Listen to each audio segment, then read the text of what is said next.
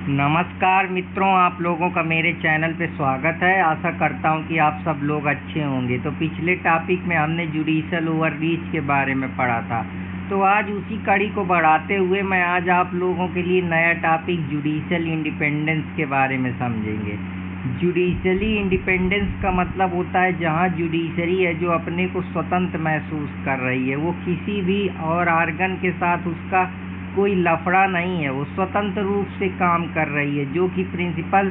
Separation of power पे based है। कहने का मतलब है जो हमारी गवर्नमेंट है उसके 3 आर्गन है जो इम्पोर्टेंट रोल प्ले करते हैं। पहले आर्गन में लेजिस्लेचर आता है जिसका काम लॉ बनाना होता है। उस लॉ को कैसे इम्प्लीमेंट करना है, कैसे धरातल पे लागू करना है, उसका काम होता है एग्जीक्यूटिव का, जिसको हम कार्यपालिका बोलते हैं। जिसमें से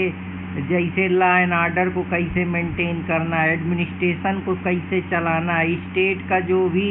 जितना सोशल ऑर्डर और है उसको कैसे बैलेंस करना है, तो ये सारी चीज़ें जो हैं वो एग्जीक्यूटिव के अंतर्गत आती हैं। और जो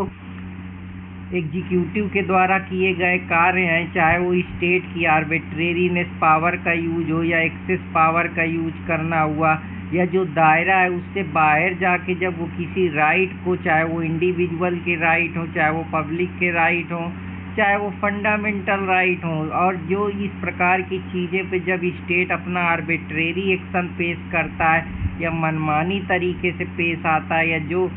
डिग्निटी है इंडिविजुअल की उसके साथ छेड़ करता है, या कॉन्स्टिट्यूशन की मैकेनिज्म में जो है अनावश्यक जो है हस्तक्षेप करता है, तो वहाँ पे जो जुडिशरी है वो इन दोनों आर्गन्स के बीच में इनकी समस्याओं का, सिटीजन्स के राइट का, सिटीजन के डिग्निटी का, सिटीजन के या जो भी सामाजिक मुद्दे हैं सोशल इकोनॉमिक फैब्रिक में, तो जुडिशरी आगे आ जाती है। मतलब कहने का ये है कि जुडिशरी इंडिपेंडेंस तरीके से काम करती है, ना वो एग्जीक्यूटिव के क्षेत्र में घुसती है और ना ही वो लेजिस्लेचर के क्षेत्र में जुटती है। एग्जीक्यूटिव का अपना काम है, जुडिशरी का अपना काम है, और यहीं से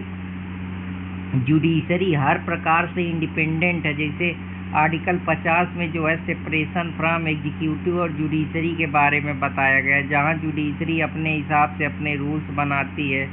अपना डायरेक्शन तय करती है, अपने किस प्रकार से कानून का इंटरप्रिटेशन करना है, कैसे जो है उसके जज जो है वो जुडिशियल प्रोसेस से इंडिपेंडेंट है, कैसे जो न्याय की व्यवस्था है वो पूरी तरीके से अलग है, जस्टिस कैसे जो है वो लेजिस्लेचर और एग्जीक्यूटिव से अलग तरीके से काम करता है। तो आज इसी चीज़ को हम लोग गहराई से समझने का प्रयास करेंगे। बेसिकली जुडिशियल इंडिपेंडेंस का मतलब होता है जहाँ जुडिशरी की आज़ादी है, फ्रीडम है कि वो किसी भी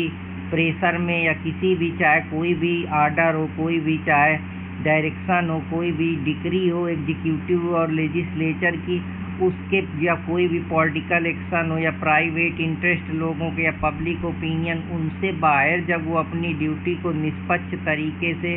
कॉन्स्टिट्यूशन के दायरे में रहकर किसी भी डिस्प्यूट का सामना करती, जो कॉन्स्टिट्यूशनलिज्म के प्रिंसिपल हैं, जैसे रूल ऑफ लॉ है,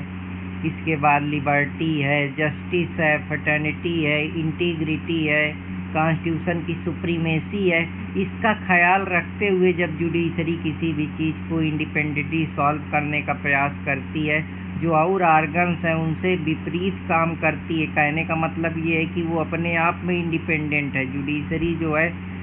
जस्टिस को सिर्फ ये नहीं कि अकेले हो रहा है, वो जस्टिस होते हुए भी दिखना चाहिए। कहने का मतलब है कि जुडिशरी किसी के दबाव में नहीं आती है, न किसी का फेयर ले, न किसी के इन्फ्लुएंस में काम करे, वो इंडिपेंडेंट लॉ के हिसाब से, कॉन्स्टिट्यूशन की अथॉरिटी के हिसाब से जो उसकी अकाउंटेबिलिटी और ट्रांसपेरेंसी बनती है या जो जवाबदेही बनती है उस आधार पे काम करती है। उसके कुछ पिलर हैं जिनके आधार पे काम करती है, जैसे सेपरेशन ऑफ पावर है, जहाँ लेजिस्लेचर जो है लॉ मेकिंग बॉडी है कि मतलब वो कानून बना सकती है, एग्जीक्यूटिव उनको इम्प्लीमेंट करती है। जुडिशरी क्या है, कौन सा कानून कितना सही है, कितना अनजस्ट है, कितना उसका व्यापक दायरा है, कहाँ तक उसकी टेरिटोरियल एरिया है, कितना उसमें फेयरनेस है, कितना जस्टिस और रूल ऑफ लॉ और प्रोसीजर इस्टेब्लिश बाई लॉ का ध्यान रख रहा है, कितना जो है लोगों के जो फंडामेंटल राइट है उनका वायलेशन तो नहीं कर रहा है, जस्ट लॉ तो है, वेलफेयर की तो बात करता है, कुछ मोरालिटी तो रखता है। आर्बिट्रेरी एक्सेसिव पावर का तो यूज कहीं नहीं लेजिस्लेचर या एग्जीक्यूटिव जो है स्टेट यूज कर रही है। तो ये सब मामले सेपरेशन ऑफ जुडिशरी से जो है इंडिपेंडेंस बढ़ जाती, जिससे ट्रांसपेरेंसी, अकाउंटेबिलिटी, अपना अपना वर्क इथिक्स, अपना अपना एक दायरा है जिस पे रह के जुडिशरी काम करती है। उनके खुद के प्रोटोकॉल हैं, खुद के प्रोसीजर हैं कि जज की जो टेन्योर है वो, जैसे सुप्रीम कोर्ट का जज है तो वो 62 साल तक सर्विस दे सकता है, 65 साल तक, माफ़ करिएगा। हाई कोर्ट का जज है तो वो 62 साल रख सकता है। और कोई भी जज को जो है अगर वो मिसबिहेव करता है कॉन्स्टिट्यूशन के आधार पे या कॉन्स्टिट्यूशन के प्रोसेस के जरिए ही वो हटाया जा सकता है 2/3 मेजोरिटी के जरिए, जब जो पार्लियामेंट, दोनों पार्लियामेंट से बहुमत पास हो जाए। तो वो सब चीज़ें इसके अंतर्गत आती। जैसे फाइनेंशियली इंडिपेंडेंस है, जो कंसोलिडेटेड फंड बना है उससे सैलरी और अलावेंसेज जज की चार्ज की जाती है। वो जो भी सैलरी है उसको रिड्यूस नहीं किया जा सकता। यही सारी चीज़ें, जैसे आर्टिकल 50 है जो सेपरेशन ऑफ पावर की बात करता है। 124 में जो है इम्पोर्टेंट जो है प्रिंसिपल्स के बारे में बात किया गया है कि वो कंटेम्प्ट कर सकती है किसी को। 217 में डायरेक्शन हाई कोर्ट के सुप्रीडेंस, इन सब चीज़ों का ख्याल रख सकती है। तो ये सब जो चीज़ें हैं, कोर्ट ऑफ रिकॉर्ड के बारे में 129 में दिया है। 221 में जज के ट्रांसफ़र और डिस्ट्रिक्ट जज का किस प्रकार से, ये सब चीज़ें जो हैं जुडिशरी को अलग करती हैं। जैसे अपॉइंटमेंट में जुडिशरी के जो कोलिजियम सिस्टम से अपॉइंट होंगे, जो सीनियर मोस्ट जज होगा वही CGI बनाया जाएगा। कोलिजियम में जो है वो एक्सपर्ट जज होंगे जो चुनेंगे कि इस आदमी को देश का जो है चीफ जस्टिस बनाना है। तो ये सब चीज़ें हैं कोलिजियम में। इसी वजह से जो NGAC था उसको जो है अनकॉन्स्टिट्यूशनल करार दे दिया गया, क्योंकि जुडिशरी के दायरे में जो है वो कहीं ना कहीं जो है एग्जीक्यूटिव दखल देने का प्रयास कर रहा था। इसीलिए जो जज की चयन प्रक्रिया है, न्यायपालिका का सिस्टम है, वो बिल्कुल अलग है। वो इंडिपेंडेंटली लोगों की रक्षा के लिए, फंडामेंटल राइट के लिए, उनकी डिग्निटी और हर प्रकार के लीगल राइट के लिए प्रोटेक्शन देती है। उनको फंक्शन अपनी तरीके से कैसे आर्डर पास करना है, कैसे किसी केस का जजमेंट देना है, कैसे ट्रायल एक प्रोसीजर है, FIR, इन्वेस्टिगेशन, इंक्वायरी, ट्रायल, उसी आधार पे जो प्रोसीजर इस्टेब्लिश बाय लॉ है उसका ख्याल रखते हुए काम करेंगे। मतलब वो बाहरी प्रेशर में या मीडिया का प्रेशर या लोगों का प्रेशर या लोगों की वॉइस नहीं सुनेंगे, वो एविडेंस से चलेंगे, जो सबूत है उसके आधार पे काम करेंगे। तो यहीं से जो है कुछ कॉन्स्टिट्यूशनल मजबूती जो है मिल जाती है। कोर्ट ऑफ रिकॉर्ड अगर कोई उसकी बात को नहीं मानेगा, कोई आर्डर को नहीं मानेगा, या कोर्ट की जो है डिग्निटी या उसकी रेपुटेशन को लोअर डाउन करेगा, चाहे कोई आर्डर हो, चाहे कोई डिक्री हो, चाहे जो कोई जजमेंट हो, तो अगर तुम कोर्ट के किसी भी जो प्रोसेस है उसका सम्मान नहीं करते हो तो तुम्हारे ऊपर कंटेम्प्ट का चार्ज लग सकता है। ये सब चीज़ें हैं जो कहीं ना कहीं जुडिशरी को इंडिपेंडेंस बनाती। इसका ऑब्जेक्टिव यही है कि जब अगर जुडिशरी इंडिपेंडेंट होगी तो सारी जो देश है वो भी एक कानून के दायरे में रह के काम करेगा। मतलब कि इंडिविजुअल सुप्रीम नहीं होगा। जो कॉन्स्टिट्यूशन है, जो कानून है, जो लॉ है, उसके हिसाब से हर चीज़ चलेगी, चाहे वो अमीर हो, चाहे गरीब हो, चाहे छोटा हो, चाहे बड़ा हो, चाहे कोई भी आदमी हो, मार्जिनाइज सेक्शन का हो या देश का कोई भी प्रोसीजर हो, वो रूल ऑफ लॉ के हिसाब से ही चलेगा, जिससे आर्बिट्रेरी और टायरनीनेस और ये डिक्टेटरशिप नहीं आ पाएगी। लोगों को फंडामेंटल राइट का वायलेशन नहीं होगा, उनको प्रॉपर प्रोटेक्शन मिलेगी, डिग्निफाइड लाइफ मिलेगी, स्टैंडर्ड ऑफ लिविंग बढ़ेगा, सोशल चेंज आएगा, जस्टिस मिलेगा। ये सब चीज़ें जो हैं वो जुडिशियल इंडिपेंडेंस पे आएंगी। अब जैसे प्रोटेक्शन फंडामेंटल राइट से सेफ गार्ड करेगा, जैसे फेयर ट्रायल के मामले हो गए, आर्टिकल 21 में राइट, लाइफ, लिबर्टी, चाहे मैरिज का अधिकार हो, कोई भी इशू हो, चाहे एक्सप्लॉयटेशन के, बॉन्डेड लेबर के मामले हो, चाहे फेयर इन्वेस्टिगेशन के मामले हो, चाहे अरेस्ट से रिलेटेड मामले हो, चाहे कस्टोडियल टार्चर के मामले हो, या जो और भी चीज़ें जैसे LGBT के हैं, सोशल जस्टिस के राइट हैं, इन्वायरमेंट के राइट है, कहाँ जो है उसके फंडामेंटल राइट को जो है पूरी तरीके से कर्टेल किया जा रहा है, कहाँ जो है उसकी डिफ्लेमेशन या आज़ादी जो है उसको रोका जा रहा है, जैसे उसका बेल का राइट है, और भी प्रकार के जो है आर्टिकल जिसमें जैसे ट्रिपल तलाक के मामले, सेक्सुअल वायलेंस के मामले हैं या और भी प्रकार के हैं। तो हर प्रकार के फंडामेंटल राइट, चाहे वो उसका फ्रीडम ऑफ वर्क एक्सप्लॉयटेशन हो या फ्रीडम ऑफ रिलीजन के मामले हों या पब्लिक ऑर्डर ट्रैंक्विलिटी के जो मामले हैं उनको कैसे प्रोटेक्ट किया जाए, कैसे जो है सेफ्टी और सोशल ऑर्डर को मेंटेन किया जाए, या हम कह सकते हैं स्टेट के जो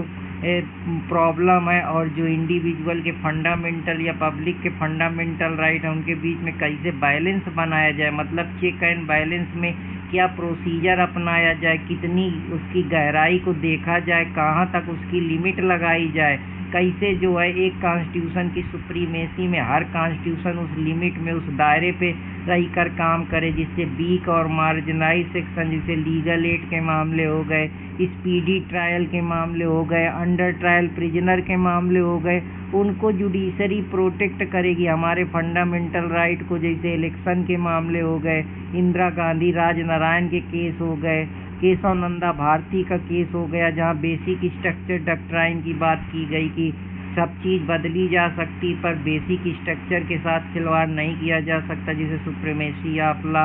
रूल ऑफ लॉ की बात, इंडिपेंडेंस ऑफ जुडिशरी की बात, डेमोक्रेसी की बात, इन चीज़ों पे खिलवाड़, फेडरलिज्म के कॉन्सेप्ट, सेंटर स्टेट का कोऑपरेशन, इनसे खिलवाड़ नहीं किया जा सकता, वरना जो हमारा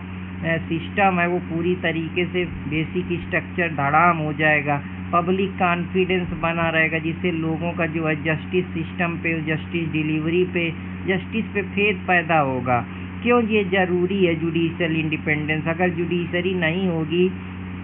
तो जो एग्जीक्यूटिव है, लेजिस्लेचर है, वो मनमानी करेंगे, आर्बिट्रेरी पावर का यूज करेंगे और जिससे बहुत प्रकार की समस्याएं होंगी, जैसे अरेस्ट में लीगल अरेस्ट कर लिया जाए, मेडिकल नेग्लिजेंस कर दिया जाए, या कोई और मामले हैं जैसे जहां स्टेट की जिम्मेदारी बन जाती कि जैसे कस्टोडियल टार्चर के मामले हो गए, जैसे नीलावती बहेरा का केस हो गया, कस्टोडियल टार्चर से हो गया, एनवायरनमेंट के मामले हो गए, तार टिपेजियम MC मेहता का केस हो गया, फेयर ट्रायल से रिलेटेड मामले हो गए, तो हुस्नैरा खातून का केस हो गया। तो ये जो आर्बिट्रेरी ऑर्डिनेंस के मामले हैं तमाम, उन सब चीज़ों पे कहीं ना कहीं लगाम लगेगी। या इमरजेंसी के समय जो कर्टेल किया जाता है, जैसे ADM जबलपुर का केस हो गया, तो ये आर्बिट्रेरी पावर को कम करेगी, एक्सेस पावर का जो यूज करती है लेजिस्लेचर और एग्जीक्यूटिव उस पर रोक लगाएगी। जैसे इलेक्शन के मामले हो गए, 1 नेशन 1 इलेक्शन की बात हो गई, ये डोनेशन का जो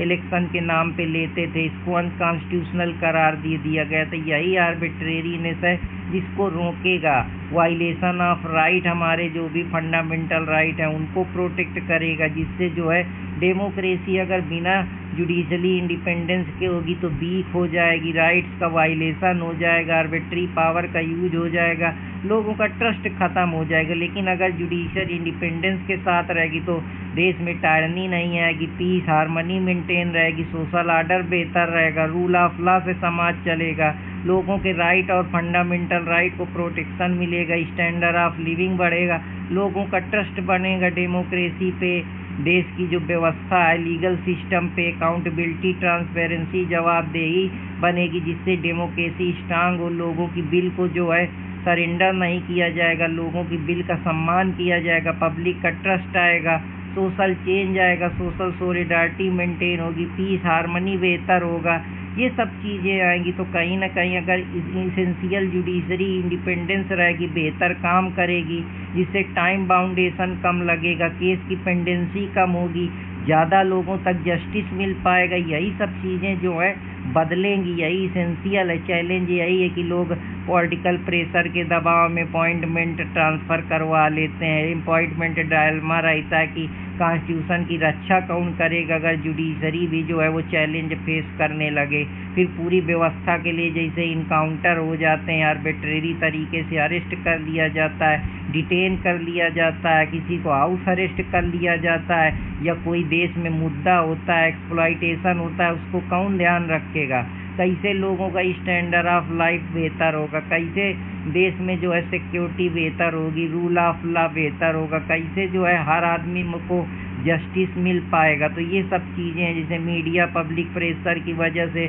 ओपिनियन बदलने पड़ते हैं, ट्रायल अंडर ट्रायल में जो समस्याएं जुडिशरी हर जगह घुस रही है, जिससे एक्सेसिव इंटरवेंशन कर रही है, तो पॉलिसी बनाते वक्त भी दिक्कत होगी। ज़्यादा से ज़्यादा अगर चैलेंज पेंडेंसी और डिले हो रहा है, क्योंकि जस्टिस अगर डिले होगा, केसों की भरमार है, जज कम है, इंफ्रास्ट्रक्चर कम है, टेक्नोलॉजी की व्यवस्था नहीं है, प्रॉपर इंफ्रास्ट्रक्चर नहीं है, कोई जो है सेल्फ सेंसरशिप नहीं है, भगवान बने हैं, चेक एंड बैलेंस अगर नहीं होगा और कुछ फियर नहीं होगा, कोई जो बॉडी है वो अगर कंट्रोल नहीं करेगी, तो कोई भी पावर जो है वो एब्सोल्युटली आदमी को करप्ट बना देता है। तो अगर पॉसिबल जुडिशरी इंडिपेंडेंस कैसे होगी? अगर ट्रांसपेरेंसी है और अपॉइंटमेंट पे देखिए क्लियर क्राइटेरिया दिया जाए, स्ट्रांग जुडिशियल एथिक्स हो कि क्या कोड ऑफ कंडक्ट रहेगा, integrity, impartially, conflict of interest जो नॉर्म्स हैं उनका पालन करे, इंस्टीट्यूशन को आज़ादी दो कि वो अपने इंडिपेंडेंट डिसीजन ले सके, इंटरनल एडमिनिस्ट्रेशन के कोड को मैनेज कर सके, बेटर इंफ्रास्ट्रक्चर दो, बार एंड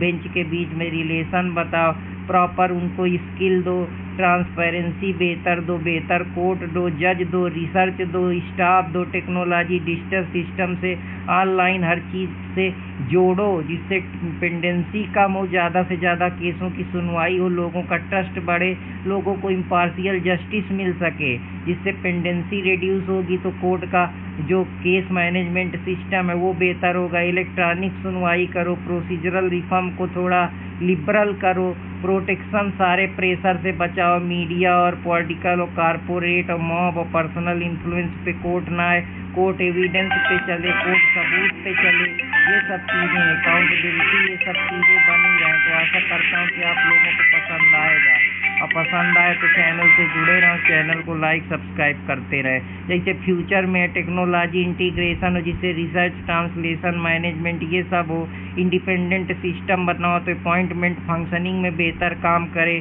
जुडिशियल अकाउंटेबिलिटी की कितना जज कर सकता है, कहाँ किस काम के लिए कितना अकाउंटेबल है, क्या इथिक्स मोरल का पालन किया जाए, कैसे उनका इवैल्यूएशन करा जाए, कंप्लेन को कैसे जल्दी से जल्दी सॉल्व किया जाए, कैसे से जल्दी ट्रायल कराया जाए, चार्ज फ्रेम करे जाएँ, प्रॉपर तरीके से दोनों पार्टियों को सुना जाए, फिर एक निष्पक्ष जजमेंट पास किया जाए बिना किसी दबाव के। जस्टिस जो है सबको एफोर्डेबल, सस्ता, लीगल एड, ये सब व्यवस्थाएं, digital support, justice delivery system आसानी से मिल सके, स्ट्रांगर कॉन्स्टिट्यूशन, मोरालिटी बनाई जाए, जो प्रिंसिपल बने हैं, liberty, equality, fraternity, rule of law, जो ये सब चीज़ें बनी हुई हैं, इन्हीं के आधार पे, इन्हीं के इंडिपेंडेंस को ध्यान में, जिससे जुडिशरी को जो है किसी दबाव में आके काम न करना पड़े, जिससे जस्टिस पॉपुलर ओपिनियन बने, सिर्फ जज जो है वो ट्रुथ का साथ दे, क्राउड का साथ ना दे, जो एविडेंस है, जो सच्चाई है उसके हिसाब से चलो। प्लेटो भी कहता है कि जस्टिस जो है उसमें एक रीजन हो, प्रॉपर रीजनिंग हो कि इस आधार पे हम ये पॉइंट देख रहे हैं, हम ये आर्गूमेंट देख रहे हैं, उस आधार पे हम किसी भी, चाहे वो सिविल के मामले हो चाहे क्रिमिनल के मामले हो, उस आधार पे हम जस्टिस दे रहे हैं। एरिक जो मॉन्टेस्क्यू है कि पावर को हमेशा चेक करते रहें, कोर्ट जो है वो शील्ड की तरीके हमारी लिबर्टी का यूज करे। कहने का मतलब जो हमने आज़ादी, जो हमने बिल सरेंडर करी है तो उसका प्रोटेक्शन करे, स्वॉर्ड की तरीके ना मारे, हमको प्रोटेक्ट करे, हमारी डिग्निटी, हमारे फंडामेंटल राइट का ख्याल रखे, ह्यूमन बीइंग लास्ट जस्टिस के इंड उसको समझे, उसको माध्यम ना समझे। कहने का मतलब है कि ह्यूमन डिग्निटी, ह्यूमन लाइफ, उसकी स्टैंडर्ड ऑफ लिविंग, उसको पीस, उसको हार्मनी, जस्टिस हर प्रकार से मिले, जिससे उसमें सोशल चेंज आए, उसमें ट्रस्ट आए, उसमें फेथ बढ़े। यही कांट का मानना है। अवेयर रहे कि मोरालिटी के साथ चले, इंडिपेंडेंट स्ट्रक्चर को फॉलो करे, ये नहीं कि किसी के दबाव में, प्रेशर में आके काम करने लगे। कि वही कबीर का दोहा है ना कि सांच बराबर तप नहीं, झूठ बराबर पाप, कि हम कुछ भी हो जाए, कोई भी आ जाए, हम ट्रुथ के हिसाब से, हम एविडेंस के हिसाब से, हम प्रोसीजर के हिसाब से, हम कॉन्स्टिट्यूशन के दायरे में, कॉन्स्टिट्यूशन की लिमिट में, बेसिक स्ट्रक्चर का बिना छेड़खानी करते हुए, बिना किसी को सताए हुए, जो सही है, जो ट्रुथ के लिए ज़रूरी है, जो हाईएस्ट वर्च्यू है, जज उसका ख्याल रखे, जज एविडेंस से चले, जज प्रॉपर प्रोसीजर से चले, जज किसी एक ओपिनियन पे ना चले, दोनों का ओपिनियन लेने के बाद जो ट्रू है, जो सही है, जो प्रॉपर है, उसकी तरीके बढ़ेगा, तब जो है चीज़ें बेहतर होंगी और बेहतर हम इन जुडिशरी इंडिपेंडेंस का यूज करेंगे। कहने का मतलब है कि जुडिशरी जब इंडिपेंडेंट रहेगी तभी हमारे राइट की रक्षा हो पाएगी, तभी हम डिग्निफाइड लाइफ जी पाएंगे, तभी आर्बिट्रेरी नहीं देश आएगा, क्योस नहीं आएगा, समाज में प्रॉब्लम नहीं होगी। तो ये सब चीज़ें, तो आशा करता हूँ कि आप लोगों को पसंद आया होगा। अगर पसंद आया तो चैनल से जुड़े रहें, चैनल को लाइक सब्सक्राइब करते रहें। जय हिंद दोस्तों।